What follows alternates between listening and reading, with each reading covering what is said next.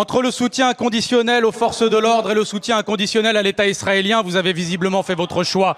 Vous, d'habitude si rapide à communiquer, vous étiez bien discret lorsque nos gendarmes français, pourtant sous statut diplomatique, ont été interpellés par des policiers israéliens dans le domaine de l'Eléona, en Palestine occupée.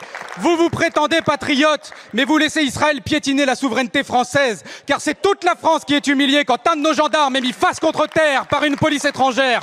Vous qui vantez d'ailleurs la défense des chrétiens d'Orient, vous validez par votre silence qu'un lieu de pèlerinage chrétien soit bafoué. Et pendant ce temps-là, que de bruit et d'énergie de votre part pour une simple banderole au Parc des Princes.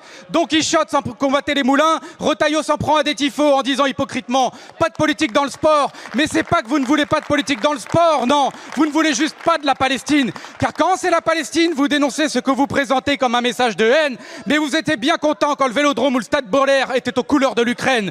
Pour empêcher toute opposition au génocide à Gaza de s'exprimer, vous criminalisez abusivement à tel point que le Comité des droits de l'homme de l'ONU a dénoncé votre instrumentalisation de la lutte, pourtant légitime, contre l'apologie du terrorisme.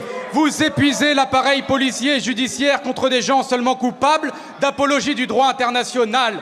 Et si vous n'avez pas la même fermeté envers les organisateurs du gala Israel is Forever, dont les responsables appellent pourtant à l'éradication de Gaza, à l'extermination de sa population et à la colonisation, c'est précisément parce que vous les soutenez et que par conséquent, vous n'êtes pas seulement passifs, vous êtes complices du génocide en cours.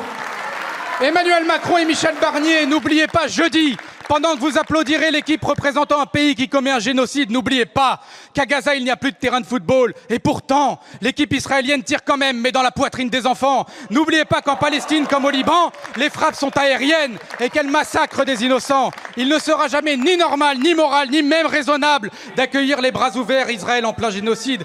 Qu'allez-vous faire dans ce stade? Et pourquoi n'interdisez-vous pas ce match ainsi que le gala?